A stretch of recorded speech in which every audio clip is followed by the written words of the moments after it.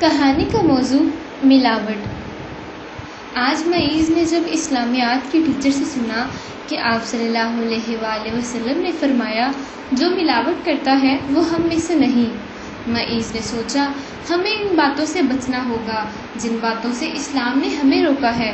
وہ کلاس میں بیٹھا سوچ رہا تھا کہ میرے چچا تو دودھ کے کاروبار میں بھی ملاوٹ کرتے ہیں، یہ تو بہت غلط کام ہو رہا ہے۔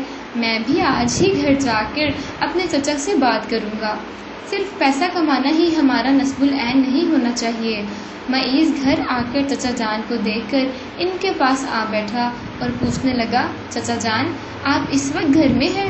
چچا جان، بس بیٹا، وہ دودھ میں سے کریم نکالنے والی مشین خراب ہو گئی تھی، وہ بنوانے چلا گیا۔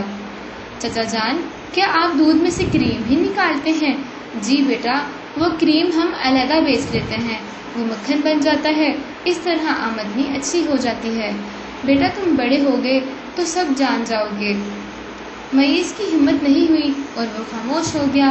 معیز کے والد اس دنیا میں نہیں تھے، وہ 7ویں کلاس کا اسٹوڈنٹ تھا۔ اس نے آج ہی پڑھا تھا کہ ملاوٹ کرنے والا ہم میں سے نہیں۔ اس وقت سے معیز بہت پریشان تھا۔ کھانے سے فارغ ہو کر معیز خلاف معمول اپنی کتاب لے کر صحن میں سب کے سامنے آ بیٹھا اور اپنا سبق یاد کرنے لگ گیا۔ معیز کی ہمت نہیں پڑ رہی تھی کہ وہ بڑوں سے کیسے بات کرے۔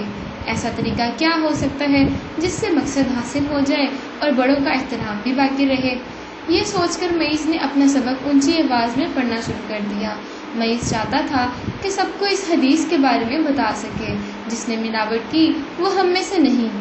وہ پڑھتا جاتا اور مضطرب تھا، اس اضطرابی کیفیت میں مبتلا کچھ سوچ رہا تھا۔ اسی دوران معیز کے چچا بھی اس کے پاس آ بیٹھے۔ ان کی آنکھوں میں آنسو تھے اور انہیں معیز کی پریشانی کی وجہ سمجھ میں آ گئی تھی۔